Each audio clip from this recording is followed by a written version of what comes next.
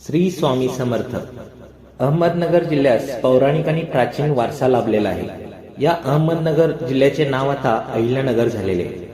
या अहिल्यानगरमध्ये श्री स्वामी समर्थ नानाजी रेकी मठ म्हणून एक प्रसिद्ध मठ आहे। या मठाची लौकिकता वेगळीच आहे। या मठामध्ये राहणारे परमपूज्य नानाजी रेकी यांनी स्वतः श्री स्वामी समर्थांची कुंडली तयार केली आहे। यामुळेच याला खूप मोठे महत्त्व प्राप्त झाले आहे।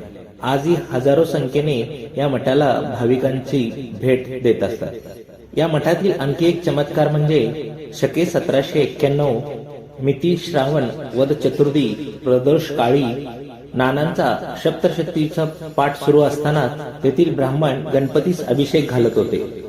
नानाजींची पत्नी सौ रुक्माई रेखी या मोदकाची तयारी करत होते।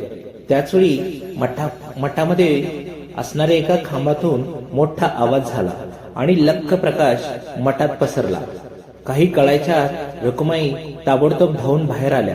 पाहतो तर काय, एक अष्टवर्षी बालमूर्ती म्हणजेच नागपंचमी वेशात एक मूर्ती म्हणजे एक मुलगा त्या ठिकाणी उभा होता। असं म्हणायला हरकत नाही की बटूक अवतार त्या ठिकाणी उभा होता। शैली, कंता, कठोरा अशा वेशात जमिनीपासून हातभर लांब अशा वेशात त्या खांबाजवळ एक मूर्ती प्रकट झाली आणि ती बालमूर्ती म्हणजे श्री स्वामी समर्थ असलेले स्पष्ट झाले। कारण एक दिवशी रुक्माई आई ज्यावेळी अक्कलकोटला गेले होते त्यावेळी स्वतः स्वामींनी त्यांना याच अवस्थेत दर्शन दिले।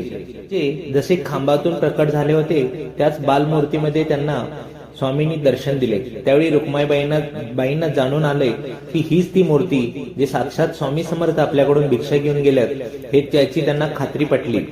म्हणून आजही या खांबाला पूजनीय मानले जाते। या रेकी मठाचे आणखी एक वैशिष्ट्य म्हणजे या मठामध्ये आणखी एक खांब आहे। या खांबाला परमपूज्य श्री शंकर महाराज हे 20 वर्ष येऊन ज्यावेळी मठात येतील त्यावेळी याच खांबाला टेकून बसायचे असे आजही रेकी मठातील सर्व मंडळी सांगतायत।